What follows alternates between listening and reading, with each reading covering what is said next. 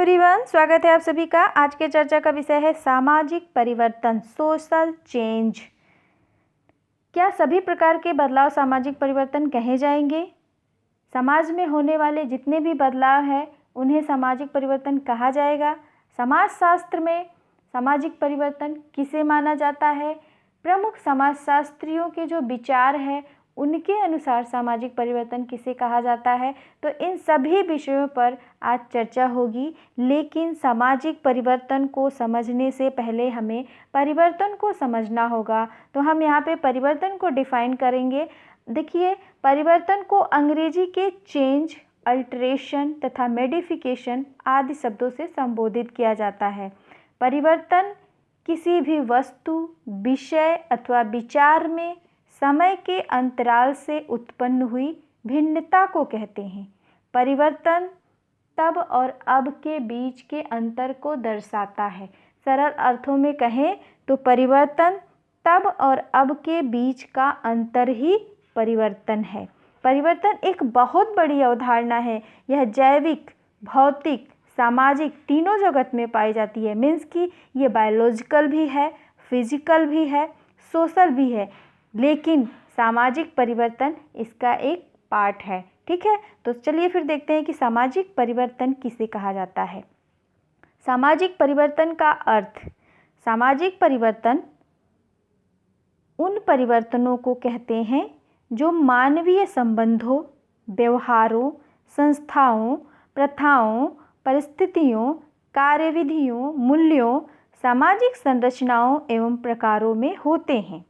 Means कि हम सामाजिक परिवर्तन उन्हें कहेंगे जो मानवीय संबंधों के बीच होते हैं। यानी एक व्यक्ति से दूसरे व्यक्ति के बीच क्या संबंध है, एक व्यक्ति से एक समूह के बीच क्या संबंध है, उनके जो व्यवहार हैं उनके बीच क्या बदलाव हो रहे हैं, जो संस्थाएं हैं उनमें क्या बदलाव हो रहे हैं, प्रथाओं में क्या बदलाव हुआ, परिस्थितियाँ कैसी हैं, कार्यविधियाँ कैसे बदल रही हैं। ठीक है, तो इन सभी प्रकार के बदलाव को हम सामाजिक परिवर्तन कहते हैं। यानी जब समाज की संरचना बदल रही है, उनके जो प्रकार हैं वो बदल रहे हैं, उन्हें हम सामाजिक परिवर्तन कहते हैं। सरल शब्दों में कहें तो सामाजिक परिवर्तन वह परिवर्तन है जो समाज के ढांचे में हो रहा है, जो समाज की संरचना में हो रहा है, उन्हें हम सामाजिक परिवर्तन कहते हैं। सामाजिक परिवर्तन की परिभाषा, तो यहाँ पे कुछ प्रमुख समाजशास्त्री हैं, उनकी परिभाषाओं का हम जिक्र करेंगे। मैकाइवर और पेज के अनुसार इनका मानना है कि सामाजिक परिवर्तन से हमारा तात्पर्य सामाजिक संबंधों में होने वाले परिवर्तन से है। मैकाइवर और पेज की बात जब भी आती है तो ये लोग सामाजिक संबंधों को सबसे ऊपर रखते हैं और इनका मानना है सामाजिक परिवर्तन को लेकर कि समाज में जो सामाजिक संबंधों में बदलाव हो रहा है वही सामाजिक परिवर्तन है। ठीक है, दूसरी परिभाषा है किंग्सले डेविस के अनुसार। इनका मानना है कि सामाजिक संगठन में होने वाला परिवर्तन ही सामाजिक परिवर्तन है। मीन्स कि किंग्सले डेविस कह रहे हैं कि केवल उन्हीं परिवर्तनों को सामाजिक परिवर्तन कहा जाएगा जो सामाजिक व्यवस्था, जो सामाजिक संगठन में बदलाव हो रहे हैं या जो कुछ इसमें चेंज हो रहे हैं, वो सब परिवर्तन सामाजिक परिवर्तन की श्रेणी में आएगा। इनका मानना है कि मनुष्य एक सामाजिक प्राणी है, इसलिए सामाजिक परिवर्तन का अर्थ मानवीय परिवर्तन से है। समाज में होने वाला परिवर्तन व्यक्ति को परिवर्तित कर देता है। मीन्स कि जब संगठन में बदलाव हुआ तो मनुष्य अपने आप बदल जाता है। ठीक है, तो इसलिए इनका मानना है कि सामाजिक संगठन में होने वाला परिवर्तन ही सामाजिक परिवर्तन है। जॉनसन के अनुसार, जॉनसन महोदय मानते हैं कि मूल अर्थ में सामाजिक परिवर्तन का अर्थ है सामाजिक संरचना या ढांचे में होने वाला परिवर्तन। मीन्स कि ये मानते हैं कि जो सामाजिक परिवर्तन है वो समाज की संरचना में कुछ बदलाव हो रहा है या जो उसका ढांचा, जो स्ट्रक्चर है उसमें कुछ चेंज हो रहे हैं, वो सब बदलाव जो हैं वही सामाजिक परिवर्तन है। सोरोकिन क्या कह रहे हैं? सोरोकिन महोदय का मानना है कि सामाजिक परिवर्तन संस्कृति में उतार चढ़ाव आने के कारण होता है। यानी जो हमारी संस्कृति है उसमें जब कुछ बदलाव होता है, उसमें जो कुछ उतार चढ़ाव होता है, उनमें जब कोई बदलाव होता है तो उन्हें ये सामाजिक परिवर्तन मानते हैं। ठीक है, सामाजिक परिवर्तन की विशेषताएं। तो चलिए देखते हैं कि सामाजिक परिवर्तन की प्रकृति कैसी है, इनकी विशेषता क्या है। ठीक है, तो सबसे पहले सामाजिक परिवर्तन की प्रकृति सामाजिक, यानी कि जो सामाजिक परिवर्तन है वो सामाजिक है, समाज से जुड़ा हुआ है, न कि किसी एक व्यक्ति से, यानी संपूर्ण समाज से जुड़ा हुआ है। समाज का जो समाज में जो बदलाव हो रहा है, जो चेंजेस आ रहे हैं, वो सब पूरी समाज से जुड़ा हुआ है, न कि एक व्यक्ति से जुड़ा हुआ है। मीन्स कि सामाजिक परिवर्तन का संबंध व्यक्ति विशेष या अथवा समूह विशेष से न होकर संपूर्ण समाज से, संपूर्ण समाज के जीवन में होने वाले समस्त प्रकार के परिवर्तनों से जुड़ा हुआ है। यह परिवर्तन व्यक्तिवादी नहीं है बल्कि समिष्टवादी है। ठीक है, इसलिए परिवर्तन का प्रभाव सामान्यतः देखा गया है संपूर्ण समाज में होता है। दूसरी जो विशेषता है, सामाजिक परिवर्तन एक सार्वभौमिक घटना है। मीन्स कि संसार में कोई भी ऐसा समाज नहीं है जहाँ परिवर्तन न होता हो, जो पूर्णतः स्थिर हो। परिवर्तन प्रति क्षण होता रहता है। यह संभव है कि किसी समाज में तीव्र गति से होता है तो कहीं धीमी गति से, किंतु परिवर्तन होता सब जगह है, चाहे उसके स्वरूप में कितनी भी भिन्नता क्यों न हो। विश्व में कोई दो समाज पूर्णतः एक जैसे नहीं हो सकते हैं। मीन्स कि हम कह सकते हैं कि समाज में परिवर्तन हमेशा होता रहता है।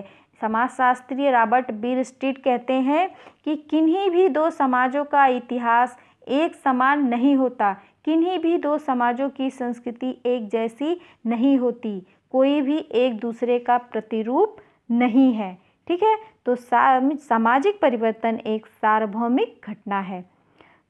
तीसरी जो विशेषता है वो है सामाजिक परिवर्तन की गति असमान और तुलनात्मक होती है। मीन्स कि समाज में जो बदलाव हो रहे हैं, जो चेंजेस हो रहे हैं, वो एक जैसे नहीं होते हैं। कहीं पे तीव्र होते हैं, कहीं पे मंद गति से होते हैं। आप देखिए, ग्रामीण समाजों में परिवर्तन थोड़ा सा मंद गति से होते हैं और नगरीय समाजों में परिवर्तन तीव्र गति से होते हैं। परिवर्तन की इस गति की हम तुलना करते हैं। हम अक्सर ये कहते हैं कि ग्रामीण समाज में परिवर्तन कम होता है, यानी लगभग उसे स्थिर देखा जाता है। जब कई वर्ष बीत जाते हैं तब वहाँ पे कुछ बदलाव दिखता है। लेकिन जो नगरीय समाज है वहाँ पे आप गौर करिए तो वहाँ पे बदलाव आप बहुत ही तीव्र गति से देखेंगे। ठीक है, तो ये चीज़ बहुत ही ज़रूरी है समझना कि सामाजिक परिवर्तन की गति असमान है, यानी एक जैसी नहीं है, और तुलनात्मक है, यानी हम तुलना करने के बाद ही जान पाते हैं कि बदलाव की दिशा क्या है या बदलाव कितना हुआ है।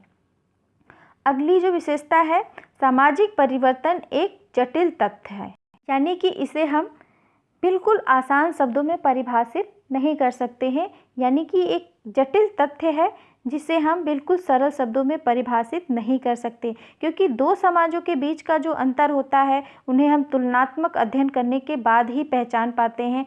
ऐसे हम कोई भी अंदाज़ा नहीं लगा सकते हैं कि बदलाव कितना हुआ है और कहाँ तक जाएगा।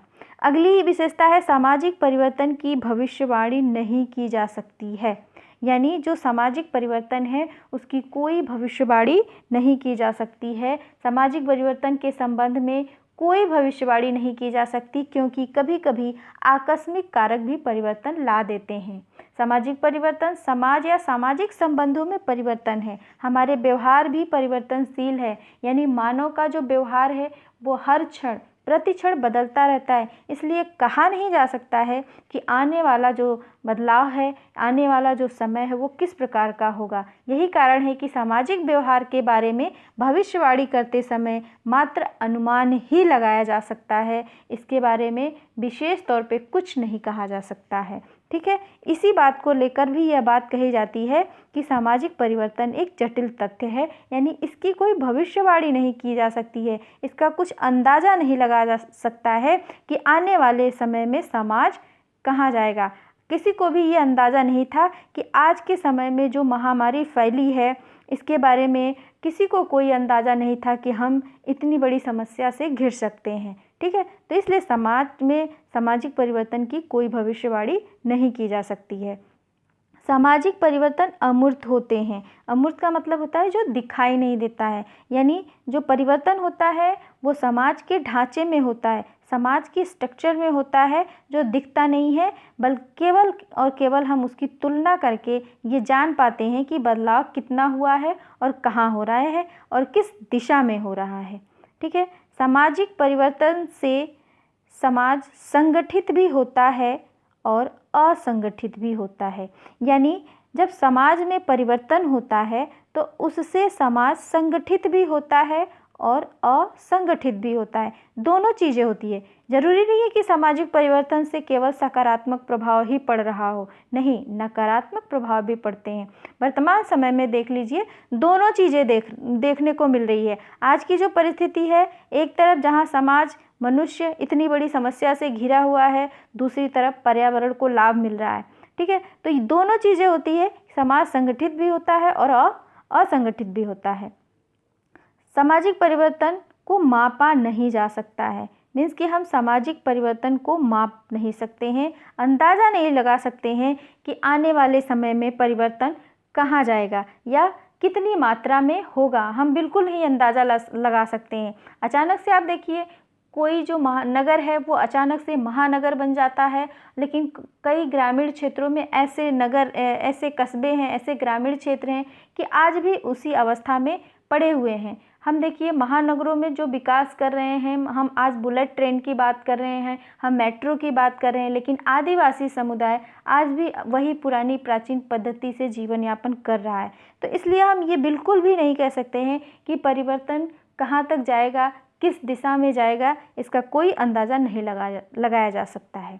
तो आई होप कि आपको वीडियो समझ में आया होगा। अगर वीडियो समझ में आया है तो लाइक शेयर सब्सक्राइब करना बिल्कुल ना भूलें। Thank you.